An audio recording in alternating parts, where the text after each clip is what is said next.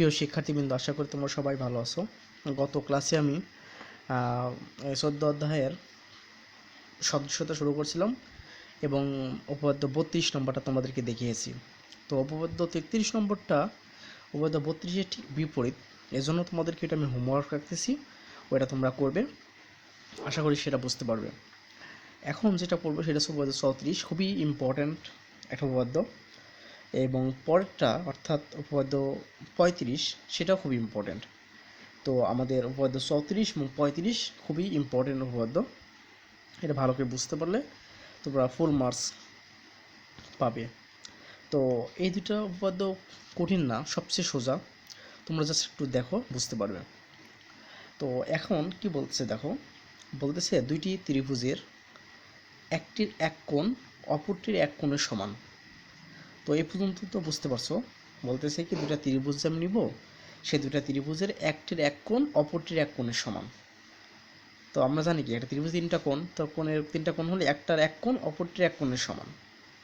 তো তাহলে আমরা কি করি, তা আমি একটু আগে আঁকাই। এই পর্যন্ত আমি আঁকাচ্ছি এক কোণের একটি আরেকটি কোণের সমান। তো দেখো প্রিয় শিক্ষার্থীবৃন্দ, এখন আমরা একটা ত্রিভুজ নিলাম এ বি সি, একটা ত্রিভুজ, আর একটা ত্রিভুজ নিতেছি, সেটা হচ্ছে কি দেখো ডি ই এফ, একটা ত্রিভুজ। ওকে, দুইটা ত্রিভুজ নিচ্ছি, যেহেতু বলছিল দুইটা ত্রিভুজ, তো একটির এক কোণ মানে আমি ধরলাম এক কোণ, মানে একটির এক কোণ মানে ধরলাম যে এই কোণটা, একটির এক কোণ এটা, অপরটির এক কোণ মানে এটা সমান। তাহলে কি বলতেছি যে এই ত্রিভুজটার একটি কোণ এইটা, আর এই ত্রিভুজের একটি কোণ আছে এইটা, এরা দুজন সমান। এই কোণের এটা, এই ত্রিভুজের এই কোণ এবং এই ত্রিভুজের এই কোণ দুইটা সমান। এখন পরে বলতেছে এবং সমান সমান কোণ সংলগ্ন বাহুগুলো সমানুপাতিক। তো আমাদের সেই যে কোণ পাইলাম, এখানে একটা কোণ, এখানে একটা কোণ পাইছি, এরা দুজন তো সমান কোণ। তো এই সমান কোণের যে কোণ সংলগ্ন বাহু আছে সেগুলো হচ্ছে সমানুপাতিক হবে।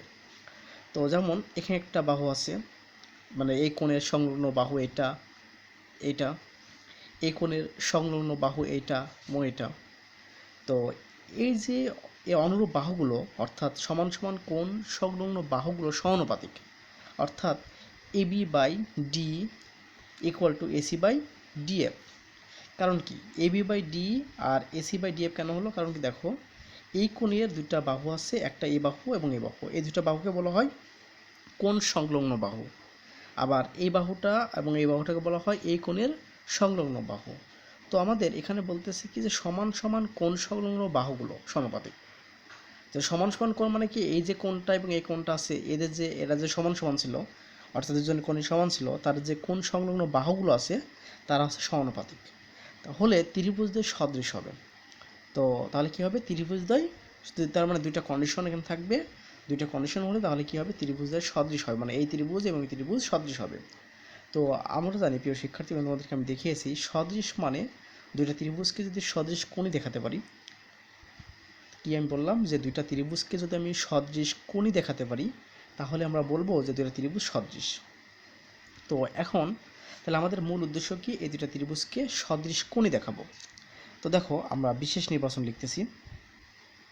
তো আমরা বিশেষ নির্বাচন কিছুই না, জাস্ট আমরা যেখানে যেটা বললাম আমরা সেটাই করব। দেখো, তো মনে করি ত্রিভুজ এবিসি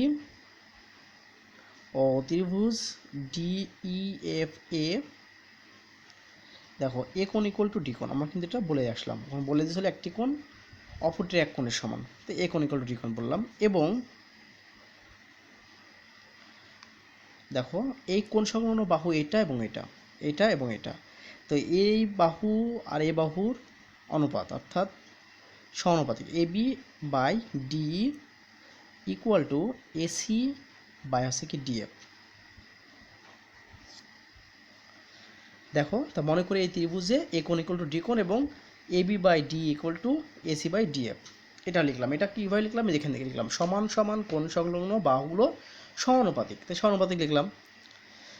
এত এত সুতরাং বর্ণ করতে হবে যে এত, লিখলাম। এবার কি প্রমাণ করতে হবে যে প্রমাণ করতে হবে যে ত্রিভুজ এ বি সি ও ত্রিভুজ ডিইএফ সদৃশ। তো প্রিয় শিক্ষার্থীবৃন্দ আমাদের করতে হবে। তো এবার অঙ্কনে আসি আমরা।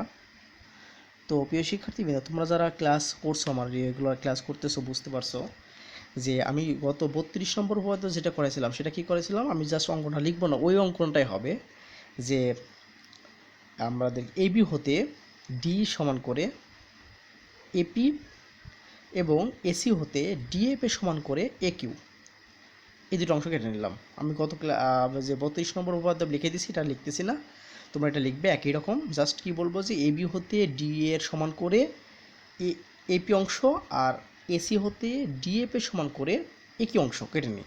তাহলে এপি অংশ আর একই অংশ, পরে বলবো কি পি কিউ যোগ করি। ওকে, এই যে পি কিউ যোগ করলাম, তার মানে কি এখন দেখো, তো অঙ্ক এটা যোগ করলাম। এখন প্রমাণে আসি আমরা। তো প্রিয় শিক্ষার্থী দেখো আমরা প্রমাণে আসবো। দেখো তো প্রমাণের ক্ষেত্রে খেয়াল করো, খুব সোজা, কঠিন না। তো আমরা এখন কি করবো, দুইটা ত্রিভুজ নেব, অর্থাৎ এই ত্রিভুজটা নেব আর এই ত্রিভুজটা নেব। তো প্রিয় শিক্ষার্থী দেখো, তো আমরা কোনটা নেব, এই যে এইটা, এই ত্রিভুজটা এবং এই ত্রিভুজটা, অর্থাৎ এইটা এবং এইটা, দুইটা ত্রিভুজ নেব। তো দেখো ত্রিভুজ এপি কিউ ও ত্রিভুজ ডিইএফ এ, দেখো প্রিয় শিক্ষার্থীবৃন্দ, পি এ কিউ কোণ ইকুয়াল টু ইডিএফ কোণ। কেন হলো দেখো প্রিয় শিক্ষার্থী, আগে কিন্তু আমরা বলে নিছি যে এ কোণ ইকুয়াল টু ডি কোণ, অলরেডি কিন্তু আমরা বলে নিছি এ কোণ ইকুয়াল টু ডি কোণ। তো প্রিয় শিক্ষার্থীবৃন্দ এটা একটু এটা একটু পরে লিখি, কারণ এটা আমাদের প্রমাণের ক্ষেত্রে একটুখানি পরে, এটা পরে লিখলাম। একটু বিষয় দেখো, এই ত্রিভুজে দেখো P A equal to D, দেখো P A equal to D, কেন হলো ডি হলো পি এ ইকুয়াল টু, এটা একটু পরে লিখলাম। আমি এর বিষয়টা আমরা লিখলাম সমস্যা হতো না, তারপর আমি যে বিষয়টা একটু সুন্দর করার জন্য এটা বাদ দিলাম, পরে লিখি।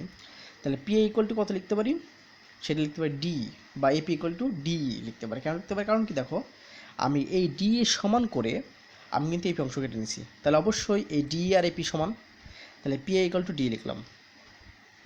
এরপরে দেখো এ কিউ ইকুয়াল টু আবার কিন্তু ডিএফ লিখতে পারি।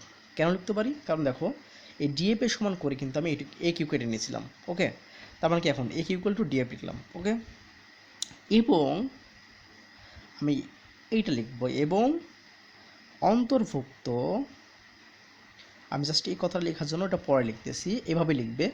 আমি যেটা বলতেছি, অন্তর্ভুক্ত পি এ কিউ কোণ ইকুয়াল টু অন্তর্ভুক্ত, প্রিয় শিক্ষার্থী এই সিকোয়েন্স মেনটেন করে তোমরা অবশ্যই লিখবে। আমি যে সিকোয়েন্স করে দিচ্ছি, দুইটা বাহু দেখালাম এবং অন্তর্ভুক্ত কোণ এভাবে লিখবো, অন্তর্ভুক্ত পি এ কিউ কোণ ইকুয়াল টু অন্তর্ভুক্ত ইডিএফ কোণ, ইডিএফ কোণ, এটা লিখলাম। ওকে, দুটো, তার মানে দুইটা বাহু দেখালাম, দুইটা ত্রিভুজের এবং অন্তর্ভুক্ত কোণ দেখালাম। তো প্রিয় শিক্ষার্থীবৃন্দ তোমরা জানো, যদি দুইটা ত্রিভুজের দুইটা বাহু এবং তাদের অন্তর্ভুক্ত কোণ সমান হয়, তাহলে দুইটা ত্রিভুজ তাহলে কী হয়, সর্বসম হয়। তো আমরা এটা জানি।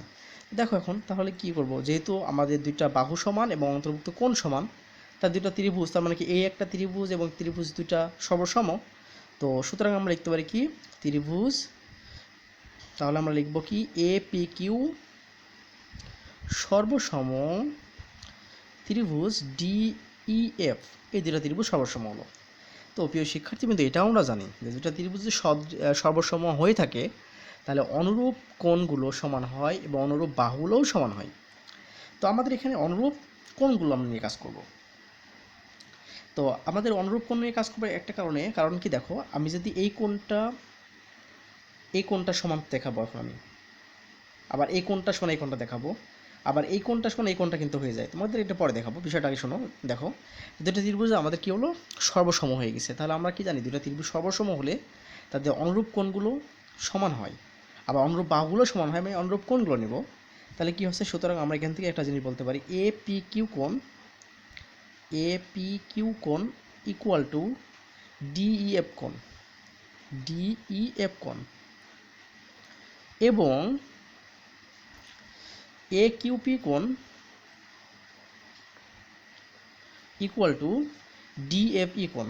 এই যে এই কোণটা আর এই কোণটা সমান, তাই ডিএফই কোণ কীভাবে লিখতে পারলাম, যেহেতু দুইটা ত্রিভুজ সর্বসম, এই ত্রিভুজ এবং এই ত্রিভুজ সর্বসম, তাহলে এই কোণরূপ কোণগুলো, তাহলে এই কোণ ইকুয়াল টু এই কোণ, এই কোণ ইকুয়াল টু এই কোণ, আর ওই কোণ তো দেওয়াই ছিল, ওটা দরকার নেই আমাদের, লিখলাম। ওকে, এখন এটা আমাদের আসলো। এখন প্রিয় শিক্ষার্থীরা দেখো, এখন 8 পর্যন্ত আমরা রেখে দিলাম। আবার দেখো প্রিয় শিক্ষার্থী, একটা তথ্য আছে AB by D equal to AC by DF, একটা তথ্য কিন্তু আছে অলরেডি, কিন্তু আমি এই কোণ ইকুয়াল ডি কোণ দিয়ে এই কথাগুলো সব লিখলাম। এখন আমরা একটা তথ্য আছে AB by D equal to AC by DF. তো আবার তাহলে কি হচ্ছে, AB by D equal to AC by DF, এটা আমরা লিখলাম। ওকে, দেখো আমি এই কথাটা লিখছি। এখন দেখো ডি সমান কিন্তু আবার লেখা যায় কি এপি, এই যে ডি সমান এপি, কারণ কি আমি সমান এই অঙ্কন বলছিলাম যে এবি হতে ডি সমান করে এপি অংশ কাটিনি, অর্থাৎ ডি এর পরিবর্তে আমি কিন্তু এপি লিখতে পারি, কারণ ডি আর এপিটা একই বিষয়, আমি কেটে নিয়েছি কিন্তু আগে বলে দিছি। তো এখান থেকে বা আমি এখানে লিখে দিলাম, তো এবি বাই ডি এর পরিবর্তে তাহলে কী লিখবো, এপি লিখলাম। ওকে, ইকুয়াল টু এসি বাই এই ডিএফ এর পরিবর্তে লিখতে পারবো কি আমাদের এ কিউ। ওকে, এটা লিখলাম। তো প্রিয় শিক্ষার্থী কিন্তু দেখো, আমি তোমাদেরকে একটা বিষয় দেখাই। তোমাদেরকে গত লেকচারে একটা বিষয় দেখেছিলাম, বা উপপাদ্য 28 যেটা আমাদের ছিল, এমন আমি দুইটা বিষয় দেখাবো যে যদি এ বি সি একটা ত্রিভুজ হয় এবং ডিই এই বাহুটার সমান্তরাল হয়, এই বাহুটা যদি এই বাহুর সমান্তরাল হয়, তখন আমরা বলতাম কি যে AD by BD equal to AE by C যা লিখবা, আমি লিখলাম সি, তাহলে কি AD by BD equal to AE by C, আমি এই বিষয় লিখতে পারি। এই শিক্ষার্থীবৃন্দ, এরপরে আমি তোমাদেরকে বলছিলাম যে এখান থেকে আবার অনুসিদ্ধান্ত দুইটা ছিল, যে এমন হয় যে AB by AD equal to AC by AE, এটাও কিন্তু হয়, তোমাদেরকে আমি দেখেছিলাম অনুসিদ্ধান্ত, এটা অনুসিদ্ধান্ত। আর একটা হয়, সেটা হচ্ছে কি AB by BD equal to AC by C, এটা হয়। তো প্রিয় শিক্ষার্থীবৃন্দ, তোমাদেরকে আমি কি দেখাইছিলাম যে ওইটা হয়। সেক্ষেত্রে তাহলে এটা যদি হয়ে থাকে, এই অনুসিদ্ধান্ত যদি হয়ে থাকে, তাহলে উপপাদ্য 29টা কী ছিল, 29টা ছিল কি, যদি এই কন্ডিশন স্যাটিসফাই করে, অনুসিদ্ধান্ত 29 ছিল এটা, যদি এটা স্যাটিসফাই করে, তাহলে আমরা বলতে পারবো কি এই রেখাটা এর হচ্ছে সমান্তরাল। দেখ 29 এমন ছিল, 28 ছিল যে এইটা যদি এর সমান্তরাল হয়, তাহলে এই কন্ডিশন স্যাটিসফাই করবে, এটা আমাদের প্রমাণ করতে বলছিল। আর 29 বলছিল যে এইটা যদি স্যাটিসফাই করে, তাহলে বলতে হবে যে ডিটা বিসি এর সমান্তরাল, সেটা আমি 29 নম্বরে দেখিয়েছিলাম। তো বিষয়টা খেয়াল করবে প্রিয় শিক্ষার্থীবৃন্দ, যেহেতু এখান থেকে অনুসিদ্ধান্ত এটা আসতেছে, তো তাহলে কি ডিটা বলতেছি বিসির সমান্তরাল হলে আমি এই কন্ডিশন লিখতে পারি, ডিটা যদি বিসির সমান্তরাল হয়, তাহলে অনুসিদ্ধান্ত এটাও আমি লিখতে পারি। তাহলে এটা যদি থাকে, তাহলে অবশ্যই আমরা বলতে পারি কি যে ডিটা বিসির সমান্তরাল। বিষয়টা বুঝতে পারছো? বিষয়টা আবার বলি, দেখো যে এই যে এটা ছিল আমাদের কি 28 নম্বর পদ্ম, এটা ছিল অনুসিদ্ধান্ত। তো আমার 28 নম্বর পদ্ম ছিল কি, যদি ডিটা বিসির সমান্তরাল হয়, তাহলে এটা হবে, আবার এটাও হবে। তাহলে উল্টোভাবে যদি যাই, যে এটা হলে ডিটা বিসির সমান্তরাল হবে, তাহলে এটা হলেও ডিটা বিসির সমান্তরাল হবে, তাই এটা বলতে পারি। তাহলে কি AB by AD equal to AC by C এই যদি হয়, তাহলে সেটাও এটার সমান্তরাল হবে। তো আমরা এখন দেখো প্রিয় শিক্ষার্থীবৃন্দ, যদি এখানে পেজ নেই, তো আমরা কী করতে পারি, দেখো এখান থেকে আমি বলতে পারি একটা, যেহেতু তোমাদেরকে চিত্র এখানে যে AB by AP equal to AC by A Q এটা আছে, তাহলে অনুসিদ্ধান্ত 29 অনুসিদ্ধান্ত থেকে বলতে পারি তাহলে কি পি কিউটা বিসির সমান্তরাল। তো আমি এখানে একটু লিখে দিলাম এখানে, সুতরাং আমি এটা থেকে কিন্তু এটা, তারপর কিন্তু সুতরাং বলতে পারি কি যে পি কিউটা সমান্তরাল বিসি। তো এই কন্ডিশন কথা থেকে আমি কিন্তু এটা বলতে পারি, উপপাদ্য 29 এটা বলতে পারি। তো এখানে আমি পাশে লিখতে পারি, আবার না লিখতে পারি, সমস্যা নাই। এটা সমান, এটা যদি হয় তাহলে আমি সেটা বলতে পারি পি কিউ সমান্তরাল বিসি, তোমাদেরকে যেটা দেখে আসলাম। এখন দেখো, যদি এইটা এবং এটা সমান্তরাল হয়, দেখো এখানে দুটো ছেদক আছে, একটা ছেদক আমি তোমাদেরকে 32 নম্বরে দেখাইছিলাম, এটা সমান্তরাল হলে এইটা একটা রেখা। তো দেখো আমি একটা বিষয় তোমাদেরকে বলি, যে আমাদের একটা বিষয় দেখছিলাম যে এরকম যদি সমান্তরাল দুটো রেখা হয়, আবার একটা রেখা ছেদ করে, এভাবে সমান্তরাল রেখা হলো, একটা রেখা ছেদ করলো, তাহলে এই পাশে যে দুটো কোণ উৎপন্ন করলো, দুটো কোণ কিন্তু অনুরূপ কোণ। তাহলে প্রিয় শিক্ষার্থী দেখো, খেয়াল করো, এই যে দুইটা কিন্তু অনুরূপ কোণ। তাহলে আমরা কি এখানে বলতে পারি না, তাহলে এই কোণটার এই কোণটার সমান। তো যেহেতু সমান্তরাল বললাম এই দুটো রেখা এবং এটা তো ছেদক, তাহলে আমি বলতে পারি কি এই কোণটা ইকুয়াল টু এই কোণটা। তো সুতরাং আমরা এখান থেকে লিখতে পারি যে এ পি কিউ কোণ equal to A B C কোণ, এ বি সি কোণ। এবং দেখো এবার এই কোণটার সমান কিন্তু এই কোণটা আমি লিখতে পারি অনুরূপ কোণ। তাহলে কি এ কিউপি কোণ এবং এ কিউপি কোণ equal to A C B কোণ, এ সি বি কোণ। এই দুটো জিনিস লিখলাম। তো প্রিয় শিক্ষার্থী কিন্তু দেখো, তাহলে এপি কিউ কোণ সমান কিন্তু আবার আমি কিন্তু লিখছি যে এপি কিউ কোণ, দেখো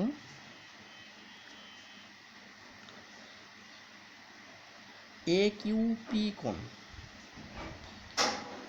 তাহলে এখানে এসেছিল এপি কিউ কোণ, হ্যাঁ এ কিউ পি কোণ তো পেয়েছি আমরা।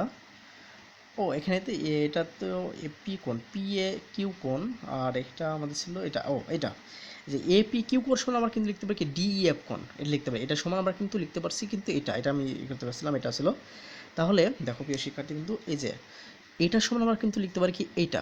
তাহলে আমরা সুতরাং আমরা কিন্তু এটার পরিবর্তে লিখতে পারি কি ডি ই এফ কোণ ইকুয়াল টু এখানে এ বি সি কোণ, ওকে।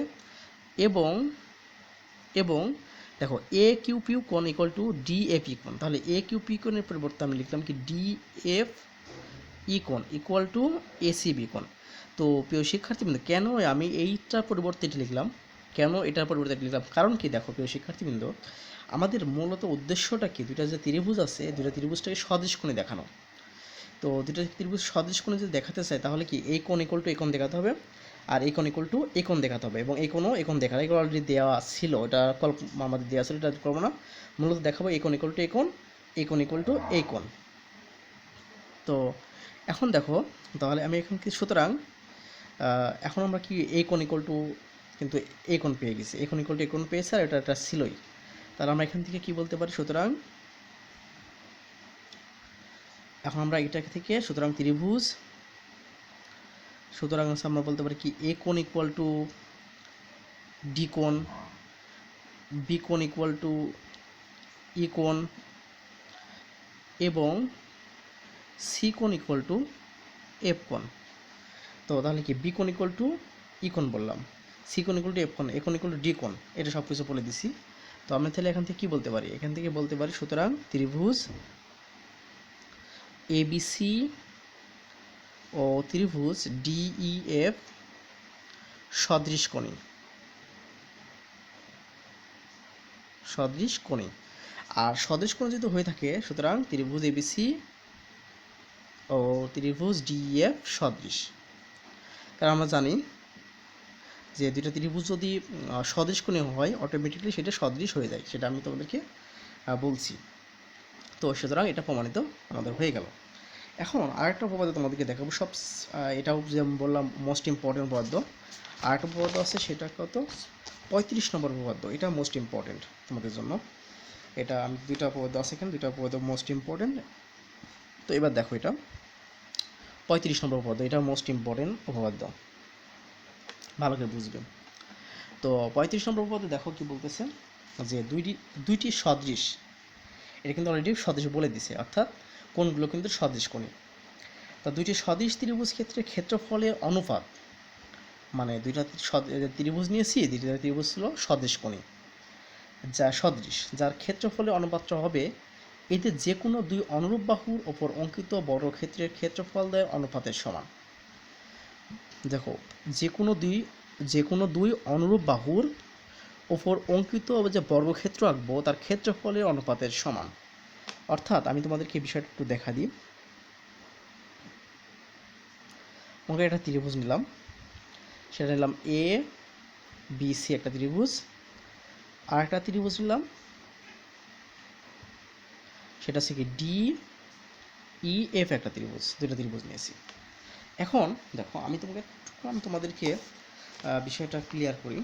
দেখো, আমি তোমাদের এখানে না দিয়ে আমি একটা আঁকাচ্ছি যে দুইটি সদৃশ ত্রিভুজ ক্ষেত্রে ক্ষেত্রফলের অনুপাত, মানে এটার ক্ষেত্রফল এবং এটার ক্ষেত্রফল অনুপাত হবে যে কোনো দুই অনুরূপ বাহুর, যে কোনো দুই অনুরূপ বাহুর। মানে আমি যদি বলি যে এ একটা বাহু, তাহলে এর অনুরূপ বাহু হচ্ছে এটা এফ, তার উপর যে বর্গক্ষেত্র আঁকলে যে ক্ষেত্রফলটা হবে তার অনুপাতের সমান। অর্থাৎ আমি তোমাদেরকে একটু এখানে দেখাই, যে মনে করো যে ত্রিভুজটা দিয়ে আসলে এরকম, মনে করো যে এ বি সি একটা ত্রিভুজ আর ডি ই এফ একটা ত্রিভুজ, দুইটা ত্রিভুজ নিলাম। এই দুইটা ত্রিভুজের বলতেছি কি দুইটা সদৃশ ত্রিভুজ ক্ষেত্রে ক্ষেত্রফল, এই ক্ষেত্রফল এবং এই ক্ষেত্রফল অনুপাতটা হবে যে কোনো দুই অনুরূপ বাহুর। তো আমরা এখন যে কোনো অনুরূপ বাহু হতে পারে, এখন এ বি এবং ডি হতে পারে, এখন এ বির অনুরূপ বাহু ডি, আবার এসির অনুরূপ বাহু ডিএফ এবং বিসির অনুরূপ বাহু ইএফ। যে কোনো দুই অনুরূপ বাহুর ওপর অঙ্কিত বর্গক্ষেত্র, দেখো প্রিয় শিক্ষার্থীবৃন্দ, আমি ধরলাম এ একটা অনুরূপ বাহু এবং এ একটা অনুরূপ বাহু, এর উপরে যে বর্গক্ষেত্র আঁকলাম তার ক্ষেত্রফলে অনুপাতের সমান। তো প্রিয় শিক্ষার্থীবৃন্দ, যদি আমি এই রেখাটা যদি বিসি হয়, এই রেখাটাও বিসি হবে, এটাও বিসি হবে, এটা বিসি হবে, এটা বিসি হবে, ওকে।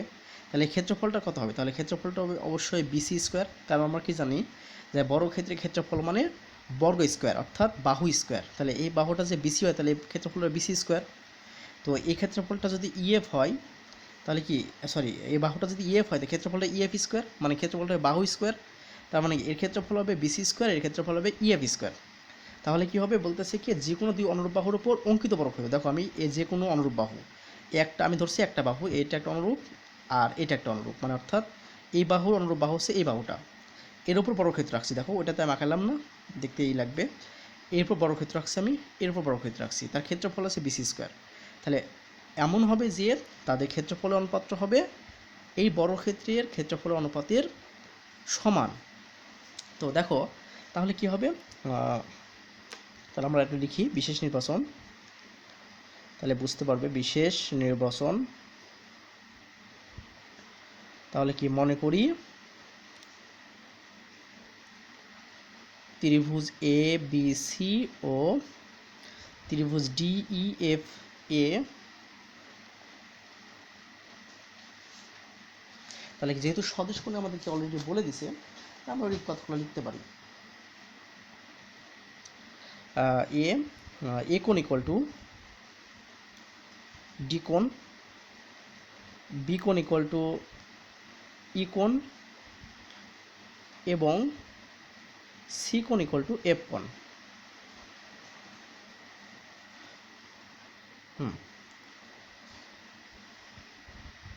প্রমাণ করতে হবে যে, আরেকটা বিষয় লিখতে পারতাম যে এটাও সমস্যা লেখা যেতে হয়ে গেছে, প্রমাণ করতে হবে মানে দেখতে পারতাম যে অনুরূপ বাহু হচ্ছে বিসি আর ইএফ। তো প্রমাণ করতে এটা লিখে, কারণ তোমরা এটা লিখে নেবো, এটা বিষয় এখানে লেখা লাগবে এখানে একটা, যে এগুলো কোনগুলো তো দেখালাম, এমন বলবো এবং অনুরূপ বাহু হচ্ছে বিসি এবং ইএফ, এই কথাটা লিখতে হবে এখানে, যদি লেখা হয়নি বিসি এবং ইএফ, তাহলে প্রমাণ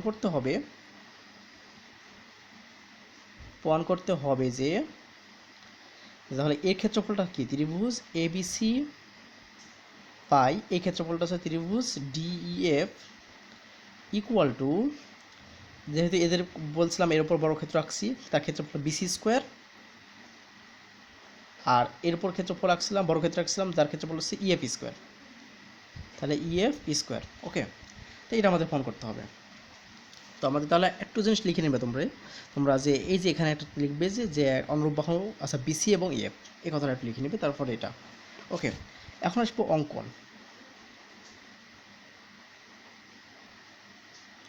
তো প্রিয় শিক্ষার্থীবৃন্দ, এখন অঙ্কন আসবো। অঙ্কনের ক্ষেত্রে আমরা কী করব, এই বিসির ওপর এডি থেকে লম্ব আঁকবো, একটা লম্ব আঁকলাম, দিলাম হচ্ছে এটা জি বিন্দু, এটা দিলাম এইচ বিন্দু। ওকে, দুটো জিনিস লিখলাম, একটা এ জি এবং এইচ। তার মানে অঙ্কনটা কি, এ হতে বিসির ওপর, এ হতে বিসি এর ওপর এজি এবং ইএফ ডি হতে, দেখো ডি হতে ইএফ এর ওপর, ইএফ এর ওপর ডিএইচ লম্ব আঁকি, লম্ব আঁকি। তাহলে আমরা কি করলাম, আমি কিন্তু অলরেডি আঁকে দিয়েছি, জাস্ট লিখলাম যে এ হতে বিসির ওপর এজি এবং ডি হতে ইএফ এর ওপর এ এইচ লম্ব আঁকি। ওকে, এখন প্রমাণে আসবো। তো প্রিয় শিক্ষার্থী দেখো আমরা প্রমাণে আসবো। প্রমাণের ক্ষেত্রে দেখো আমরা দুইটা ত্রিভুজ নেব। সে একটা ত্রিভুজ হচ্ছে এই যে এই ত্রিভুজটা, এই ত্রিভুজটা নেব, অর্থাৎ এইটা এবং এইটা, এই দুটো ত্রিভুজ আমরা নিব। তাহলে কি হচ্ছে, ত্রিভুজ এ বিজি ও ত্রিভুজ ডিইএইচ, ডিইএইচ এ। দেখো প্রিয় শিক্ষার্থীবৃন্দ, এই যে এ কোণটা ইকুয়াল টু এই কোণটা, অলরেডি কিন্তু আমরা বি কোণ ইকুয়াল টু ই কোণ বলছি, বলাই আছে, এটা কিন্তু বলাই আছে সদিশ কোণী। তাহলে কি এ বি জি কোণ, জি কোণ ইকুয়াল টু ডিইএইচ কোণ। ওকে, এটা লিখলাম। এখন দেখো এই যে লম্ব টানছি যেহেতু বলছি, তাহলে এই কোণ ইকুয়াল টু, তাহলে এই কোণ 90 ডিগ্রি, এটা 90 ডিগ্রি আমরা চিহ্ন দিলাম, লম্ব যেহেতু আঁকছি। তাহলে কি এ জি বি কোণ, এ জি বি কোণ ইকুয়াল টু ডিএইচ ই কোণ। এবং অবশিষ্ট, তো প্রিয় শিক্ষার্থী তোমরা জানো যে একটা ত্রিভুজে যদি দুইটা কোণ সমান হয়, অবশিষ্ট কোণটা অলরেডি সমান হয়, তাহলে এই কোণটা থাকলো, এই কোণটা সমান হয়ে যাবে। তাহলে কি বিএজি কোণ, অবশিষ্ট বিএজি কোণ ইকুয়াল টু অবশিষ্ট, প্রিয় শিক্ষার্থীরা জানো তোমরা যে দুইটা ত্রিভুজে দুইটা কোণ, একটা ত্রিভুজ দুইটা কোণ সমান হলে অপরটিও সমান হয়ে যাবে, ইডিএফ এইচ কোণ। তাহলে ইডিএইচ কোণ। ওকে, তাহলে দুইটা ত্রিভুজের কিন্তু আমরা দেখলাম যে এই যে দুইটা ত্রিভুজ নিয়েছিলাম, একটা ত্রিভুজ এবং একটা ত্রিভুজ, দুইটা ত্রিভুজের কিন্তু আমরা দেখতেছি এখন সদৃশ কোণী হয়ে গেছে, অর্থাৎ এই কোণ ইকুয়াল টু এই কোণ, এই কোণ ইকুয়াল টু এই কোণ, এই কোণ ইকুয়াল টু এই কোণ হয়ে গেল, সদৃশ কোণী। তাহলে আমরা বলতে পারি কি, যে সুতরাং ত্রিভুজ এ বিজি ও ত্রিভুজ ডিইএইচ সদৃশ কোণী, সদৃশ কোণী। তো এখান থেকে তারপর একটা বিষয় লিখতে পারি যে যেহেতু সদৃশ কোণী হয়ে গেছে, তাহলে সদৃশ কোণী হয়ে গেলে তাহলে অবশ্যই তারা সদৃশ, তাহলে কি বলবো, তারা সদৃশ, অবশ্যই সদৃশ। সুতরাং এখান থেকে তাহলে বলবো যে ত্রিভুজ এ বিজি ও ত্রিভুজ ডিইএইচ সদৃশ। যেহেতু সদৃশ কোণ হয়ে গেছে তার মানে এটা সদৃশ। তো সদৃশ যদি হয়ে থাকে তাহলে আমরা কি জানি যে ত্রিভুজ সদৃশ করে তাহলে অনুরূপ বাহুগুলোর অনুপাত সমান হবে বা সমানুপাতিক হবে। আমরা উপপাদ্য 32 থেকে শিখলাম। তো উপপাদ্য 32 থেকে আমরা কি শিখলাম, যদি সদৃশ হয়ে থাকে তাহলে দুটো ত্রিভুজ সদৃশ হয়ে থাকলে তাহলে কি হবে, তাদের অনুরূপ বাহুগুলো সমানুপাতিক হবে, অর্থাৎ এ বি, তাহলে এখান থেকে কী লিখবো, A B by D E equal to B G by E H equal to B G by E H equal to, এখন A G by D H, A G by D H, এটা আমরা রেখে দিলাম, এটা 1 নম্বর ইকুয়েশনটা দিলাম বা রেখে দিলাম, এটা আমরা এটা রেখে দিলাম। ওকে, তো এখন দেখো এই কাজটুকু আমরা শেষ করে ফেললাম। এখন একটা কথা দেখো যে আমরা একটা বিষয় বলতে পারি, যেহেতু বলছিল দুইটা ত্রিভুজ, এ একটা ত্রিভুজ এবং এ একটা ত্রিভুজ সদৃশ কোণী, সদৃশ কোণী বলেছিল, মানে বলছিল কি এই ত্রিভুজটা এবং এই ত্রিভুজটা সদৃশ কোণী। তো ত্রিভুজ কী ছিল, এ বি সি ও ত্রিভুজ DEF সদৃশ কোণী বলে, সরি এটা সফল হবে না, সদৃশ কোণী বলে, তাহলে আমরা কি বলতে পারি, সদৃশ কোণী বলে তাহলে সদৃশ। আর যদি সদৃশ হয়ে থাকে, প্রিয় শিক্ষার্থী খুব মোস্ট ইম্পর্টেন্ট কথা, যেহেতু এই দুটো ত্রিভুজ সদৃশ কোণী, আর সদৃশ কোণী যদি হয়ে থাকে তাহলে সদৃশ, আর সদৃশ হতে অনুরূপ বাহুগুলোর অনুপাত সমান, অর্থাৎ AB বাই, এখান থেকে বলতে পারবে AB by DE equal to BC by EF equal to AC by DF, AC by DF। প্রিয় শিক্ষার্থী AC বাই DF, এটা দাও 2 নম্বর কোয়েশন। এখন আমরা দুটা জিনিস করে আসলাম, এখন কি হচ্ছে দুটা ত্রিভুজ ক্ষেত্রফল বের করবো। দেখো ত্রিভুজ ক্ষেত্র ABC equal to half into ভূমি গুণ উচ্চতা, কারণ এই ক্ষেত্রফল আমরা জানি কি কোনো ত্রিভুজের ক্ষেত্রফল মানে হাফ ইন্টু ভূমি গুণ উচ্চতা, ত্রিভুজ ক্ষেত্র ABC equal to half into ভূমি, তা হাফ ইন্টু ভূমি মানে কত BC, আর উচ্চতা কত AG। ওকে, এটা লিখলাম। এখন ত্রিভুজ ক্ষেত্র DEF কারণ কি আমাদের যে ক্ষেত্রফলের কথা বলছিল, তাহলে হাফ ইন্টু কি হলো, ভূমিটা হলো কত EF, আর উচ্চতা হলো কত DH। দেখো প্রিয় শিক্ষার্থীবৃন্দ, এখন এটাকে আমি দিলাম 3, এটা দিলাম হচ্ছে 4, তো আমরা একটা কাজ করব 3 ভাগ 4, এটা করতেছি। তাহলে কি হলো, ত্রিভুজ ABC বাই ত্রিভুজ DEF equal to half into BC গুণন AG by half into EF গুণন হচ্ছে কি DH। তো এই হাফ হাফ কেটে গেল। ওকে, থাকলো কত BC, তা BC বাই EF রাখলাম ইন্টু AG বাই DS, এটা লিখলাম। তো প্রিয় শিক্ষার্থীরা দেখো, আমরা কিন্তু একটা বিষয় লিখতে পারি যে AG বাই DS, এই যে এখানে দেখো, এই যে এখানে আমরা লিখছি AG বাই DS সমান, এটা লিখতে পারি, এবার এটা লিখতে পারি। তো আমরা এটা না লিখে এটা লিখবো, কেন লিখবো দেখো, এখানে কিন্তু এটার সাথে আবার লিঙ্ক করব, কিন্তু আমাদের এটার সাথে লিঙ্ক করব। দেখো এটা সমান আমরা কিন্তু লিখতে পারি কি BC বাই EF, যেটা আমাদের প্রয়োজন। BC বাই আমাদের দেখো প্রমাণে কিন্তু লিখছিল BC square by EF square, তো BC বাই EF অলরেডি চলে আসছে, আর থাকবে কি আমাদের, থাকবে আর BC বাই EF। তো দেখো তাহলে কি আমাদের এখান থেকে AG বাই DS সমান লিখতে পারবো AB বাই D, তাহলে এখান থেকে আমি একটা লাইন লিখলাম BC by EF into AB by D, এটা বলতে পারো তুমি কত 1 নং হতে। ওকে, এটা আমি লিখলাম। এরপর দেখো যেহেতু জায়গাটা শেষ হয়ে যাচ্ছে, তারপর দেখো AB বাই D সমান আমরা লিখতে পারি কি BC বাই EF, তাহলে কি হচ্ছে এই BC বাই EF ইন্টু এই BC বাই EF। দেখো এটা হলো, কারণ AB বাই D সমান আমরা কিন্তু ছিল হচ্ছে BC বাই EF, তাহলে এখন কি হচ্ছে এটা কিন্তু হবে কি 2 নং হতে, তুমি লিখে দিতে পারো। তাহলে BC কত হয় BC স্কোয়ার, আর EF কত হয় EF স্কোয়ার। তো দেখো প্রিয় শিক্ষার্থীদের, সুতরাং আমরা কি পেলাম, আমি একটু এখানে রেখে দিচ্ছি।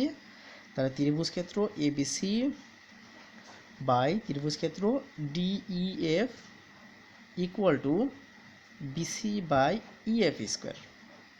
এই তো আমাদের এটা প্রমাণিত হয়ে গেল, এটা আমাদের প্রমাণ করতে বলছিল। তো প্রিয় শিক্ষার্থীবৃন্দ, তোমরা একটু চেষ্টা করবে, বিষয়টা খুবই সোজা, কঠিন একদমই সোজা, তোমরা শুধু জাস্ট একবার দেখবে, বইয়ে আছেও অন্যভাবে করা আছে, তুমি ওইভাবেও দরকার নাই, এভাবে ফলো করবো, আমি যেভাবে লিখে দিয়েছি। অঙ্কনগুলো তোমাদের বইয়ে যেটা লেখা আছে একটু পিটঘটের মতো, তো আমি এটাকে সহজ ভাষায় তোমাদেরকে আমি লিখে দিয়েছি। 32 নম্বরটা, এই 34 নম্বরটা তুমি এইভাবে লিখবে, এবং যেভাবে আমি লিখে দিচ্ছি, যেভাবে করছি সেভাবে তোমরা লিখবে, ইনশাল্লাহ 4 মার্কস পাবে। তো ঠিক আছে, তোমরা সবাই ভালো থেকো।